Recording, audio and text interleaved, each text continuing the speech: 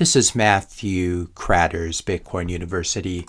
Today I want to answer the question, who's going to run Bitcoin HardCore 30? As I pointed out in videos this week, Bitcoin Core 30, version 30, which is coming out in October, I believe it's a CSAM relay service. CSAM, of course, stands for Child Sexual Abuse Material. And it's unfortunate that Bitcoin Core's actions have forced many of us to have to broach this topic because it's a very disturbing and disgusting topic. But what Bitcoin Core devs did is they recently ripped out a decade-old filter from the upcoming version 30 of their node software. So if you download and run the software with its default settings when it's released in early October, your node will be automatically relaying large unconfirmed op-return transactions up to 100,000 bytes that contain illicit images and videos that are not only illegal in probably every country on earth, but that make any normal human being want to vomit in disgust. Now, why do I think that there's going to be a CSAM on Bitcoin? Because the exact same thing happened to BSV when they blew open their op-return, as we can see from this article. After BSV node op developers and miners lifted the op-return data size limits to 100 kilobytes, activity immediately took off as users started posting text, videos, and even pictures. Unfortunately, among these posts was apparently a piece of illegal content involving alleged child exploitation material. So it seems quite likely that if you give people a place to put this stuff and you allow that much non-monetary data on Bitcoin in a very open spot like op-return, that this is going to happen. This is what happened to BSV, which is a failed fork of Bcash, which is a failed fork of Bitcoin. But there are many similarities in the code, so we can expect this to happen. Now, Bitcoin Core devs apparently believe that it's necessary to relay CSAM in order to improve things like mempool fee estimation, block propagation, and mining pool centralization. This is what happens when a bunch of young technocrats are so focused on technical minutia that they completely miss the forest for the trees.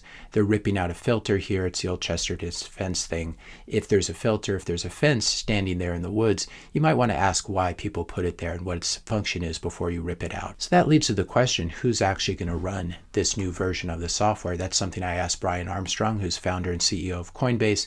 Hey, Brian Armstrong, when you upgrade Coinbase to Bitcoin Core 30, will you be relaying large unconfirmed op-return transactions that contain CSAM, or will you move the mempool setting back to 83 bytes, or will you run Bitcoin knots instead? That's another way to avoid it. It's the same question I asked Jesse Powell at Kraken and that I asked the Gemini guys when they upgrade, if they're going to be relaying this stuff. It's a question that I asked Blockstream earlier in this week.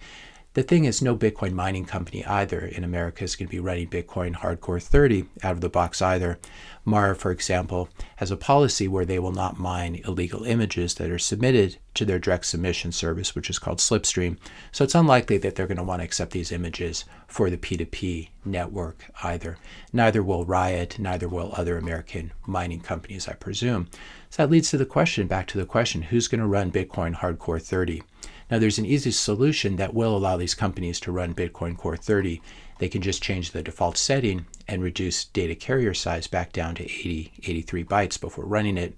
Now, unfortunately, this will not be a permanent solution, though, because Bitcoin Core devs, in their infinite wisdom and foresight, have already announced that they'll be removing this configurability from future releases. So then the question becomes, since no Bitcoin company in the world is going to be able to legally or ethically, and there's the really important point to notice, this isn't a legal thing. This is also just a basic thing that basic normal human beings don't want to have anything to do with. So since no Bitcoin company in the world is going to be running this software, why is it even being shipped? Who's the customer here? It's certainly not going to be me and everyone else who has already dumped Bitcoin HardCore and is running Bitcoin knots instead. And now we have the network, approximately 18% of the network, 18.2% of the network has abandoned Bitcoin Core and is running Bitcoin knots instead. If you want to learn how to run Bitcoin knots instead, I'll put a link to this video. And if you look in the description notes below, I have all these ways of you can run a Bitcoin knots node and help to protect the network from CSAM. As Budion writes here, and as I quoted him, the responsible thing to do is not to do this change. Bitcoin Core will regain the moral high ground. That seems quite obvious. And as Giacomo Zucco points out, when an honest man discovers he's mistaken, an honest man or woman discovers that they're mistaken, he will either cease to be mistaken or cease to be honest. This is a lesson that's very important to learn very early in life. And it looks like Adam Back has come around finally, and it's wonderful to see these tweets. Adam writing here that Bitcoin is owned by humanity. The protocol developers are stewards and need consensus from users to change it materially. Bitcoin is about money. Spam has no place in the time chain. Thank you for saying that, Adam. What defaults the Bitcoin Core project puts in the reference client matter in this. And then he goes on to cite just how much pollution has taken place in the time chain. In May, there were 88 million JPEGs in the chain. Now, 4 months later, there are 105 million JPEGs, a 20% increase. In May, 7,000 Bitcoin worth of fees had been paid. At 100,000 Bitcoin, that's 700 million, or an average of $8 per JPEG, and they're primarily in Taproot inscriptions. This is another problem that we're going to have to address once we finally get this op return problem solved, the problem of this hack that was done to inscriptions that also allows you to put disgusting stuff in the chain. As Rockstar Dev points out here, spam has no place in the time chain. 100% agree. I think he's agreeing with Adam here. If you're a developer with the power to change protocol and don't know how to steward it towards the future where humanity is using Bitcoin as money, consider relinquishing the responsibility you carry. And I think, unfortunately, the people who are pushing this forward at Bitcoin Core, I don't see how they can remain there after this fiasco. I thought this was a fairly tragic, but you don't want to laugh at memes like this too much, but Core Dev's excited to launch Bitcoin's next update. I believe this is the submarine that unfortunately exploded on its way to the Titanic.